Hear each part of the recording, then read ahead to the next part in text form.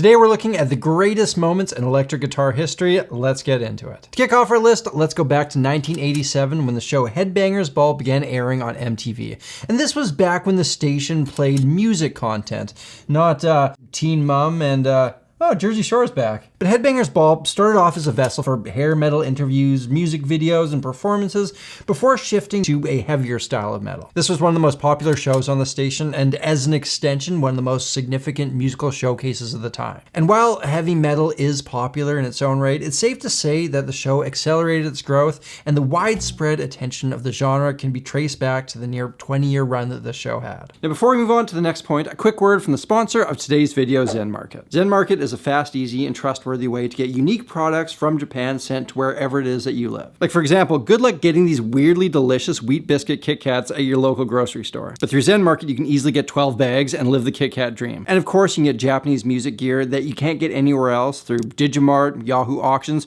or really any Japanese site using Zen Market. See, if what you want isn't already integrated, you just put the item link from any Japanese website into the Zen Market search bar and you're taken care of. They make it so easy to buy from Japanese Amazon, Rakuten, Mercari. Support's available in over 19 different languages, and you know they're onto something when they're trusted by over 2 million people worldwide. It's such a useful service that connects the Japanese market with the rest of the world, and if you use my link in the description to sign up, you'll not only get free account registration, but you'll also get 1,000 Zen points, which can be used to save money on shipping. Zen Market is the pain-free way to get those awesome Japanese products. Check it out using the link in the description.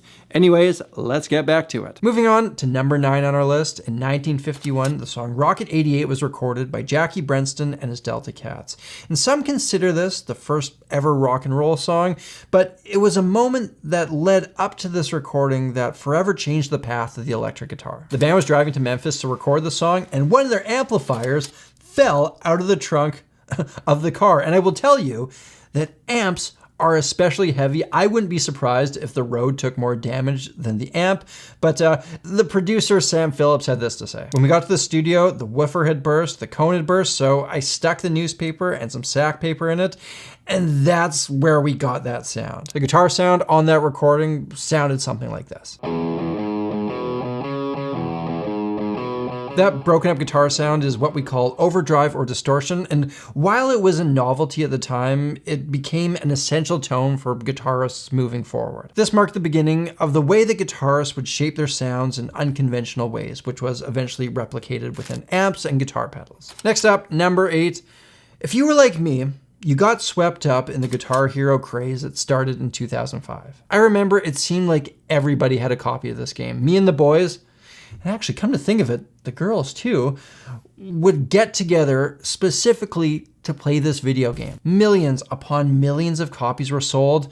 It was a cultural phenomenon unlike anything else I've ever experienced. Now at this time, I was also teaching a lot of guitar, and whenever I would get a new student in, I would always ask them the same question: why do you want to play this instrument? And more often than not, they would reply, Guitar Hero. The game not only brought classic guitar songs like Freebird, Sweet Child of Mine, and Miserlou to a new audience, but it also brought other artists like Buckethead and Dragon Force to the mainstream. Eventually, the popularity faded, but the impact that it had, bringing the guitar back to the forefront and inspiring so many new people to pick up the instrument, earns it a spot on our list. Do you remember the Janet Jackson / Justin Timberlake wardrobe malfunction that happened at the halftime of the 2004 Super Bowl? This set into motion a series of events that eventually led to this moment between you and me right now, as well as having a huge impact on guitar. Hear me out. So after the Super Bowl, everybody was talking about this legendary shirt rip and body part exposure. And a software engineer by the name of Jawed Karim went online to see what everyone was talking about, but couldn't find the video anywhere. This inspired him to co-found YouTube, and while YouTube has had an impact on the entire entertainment industry, it's had a massive impact on the current landscape of guitar. So many of the current generation of guitarists have found popularity through YouTube. So much of guitar marketing happens here, so much learning and passing off of information. Barring some massive shift, it's safe to assume that the invention invention of YouTube will continue to play a sizable role in whatever comes next for the instrument. Which brings us to number 6. After seeing a Led Zeppelin show at the LA Forum, a young Eddie Van Halen went home and attempted to learn one of Jimmy Page's riffs. As he hammered on the strings and then pulled off to the open strings, he realized if he used his right hand as a capo of sorts, he could transpose the riff around the neck. He then realized if he rearranged the notes so that the right hand was actually doing some fretting, he had even more options. With this technique, which has been dubbed tapping, Eddie revolutionized what a guitar could sound like. This was introduced to the world with the song Eruption, the second track off the self-titled Van Halen album, which came out in 1978. It blew the minds of many and inspired countless to pick up the instrument. And even though Eddie may not have technically been the first to invent tapping, it was his discovery of it that changed the way that people would approach the instrument going forward. Number 5. Now, one of the things I find rather interesting in the history of music is that something can become extremely popular and then it seems like almost overnight cultural tastes shift and suddenly something completely different is in. One of these moments took place when the hair metal of the 80s and 90s was kicked to the curb by the new kid on the block grunge, and the biggest album of this movement was Nirvana's Nevermind. Now, it would be oversimplifying to say that Nirvana came along and ended hair metal, but the popularity of this album is a clear sign of a shifted tide. See, the idea of playing the guitar as fast and impressively as possible, like the 80s shredders, went from being the coolest thing in the world to being completely uncool. The desired sound you get from the instrument, the popular gear, the songs, everything changed when the tastemakers stopped listening to Winger and started listening to Nirvana. Number 4, the year is 1969, and on a dairy farm in Bethel, New York, a music festival called Woodstock is happening, proclaiming to be 3 days of peace, love, and music. Closing out the festival at 9 a.m. on Sunday morning was Jimi Hendrix, who put on one of his most legendary performances featuring a musical moment that defined the 60s, his rendition of the Star-Spangled Banner. See, his instrumental version of the national anthem was so much more than just a song. He made his guitar sound like people crying, explosions, sirens. This was a political statement at a time when the US was especially politically charged. What does it mean to have the sounds of war intertwined with your country's national anthem? Is it anti-patriotic? Is it a peaceful protest? Like any great piece of art, it makes you ask questions. No other instrumental guitar performance in history has come close to capturing this. In this moment, Jimi Hendrix took the guitar beyond being simply a musical instrument to something higher. Which brings us to our top 3.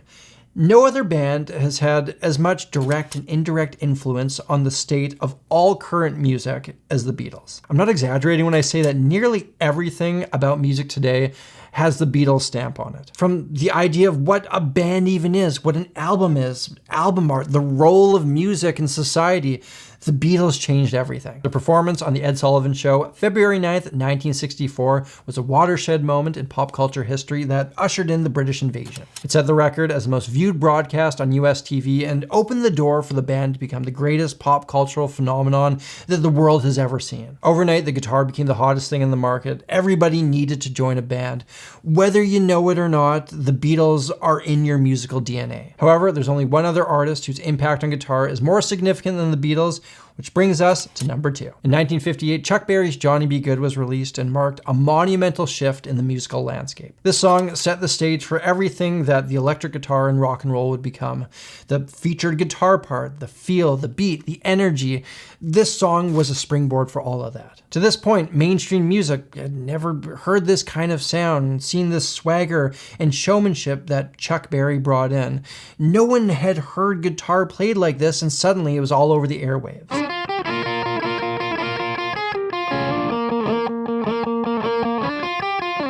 Like, can you imagine hearing that for the first time after being raised on show tunes of the 40s and classical music? It would be life-changing. And for many it was. Kids would go on, pick up the instrument, and make up the rock bands of the 60s and 70s.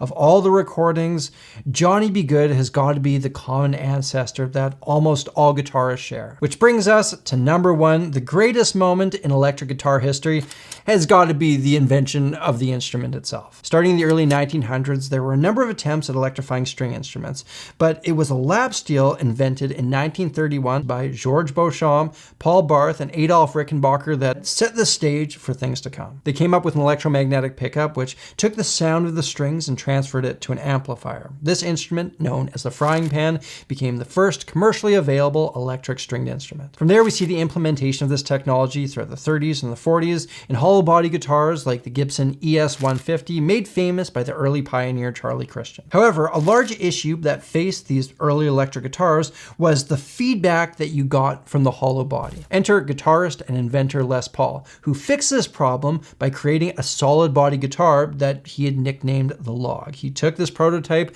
to Gibson in 1941, but they decided to pass on putting this into production. But of course, we all know the story doesn't end there. Leo Fender created a smaller, thinner, slicker, more comfortable version of a solid body guitar, which he released in 1951 under the name Fender Broadcaster, which soon became the Fender Telecaster. Meanwhile, Gibson was taking note of the massive success that the Telecaster was having. They called up old Les Paul and set about working together on putting out the Gibson Les Paul. From there, the rest is history. And ladies and gentlemen, there you have it. Those are, in my opinion, the 10 greatest moments in electric guitar history. Now, there's essentially no chance that everyone's gonna agree with me on this, so let me know, what are some glaring omissions? What was on my list that shouldn't have been on there?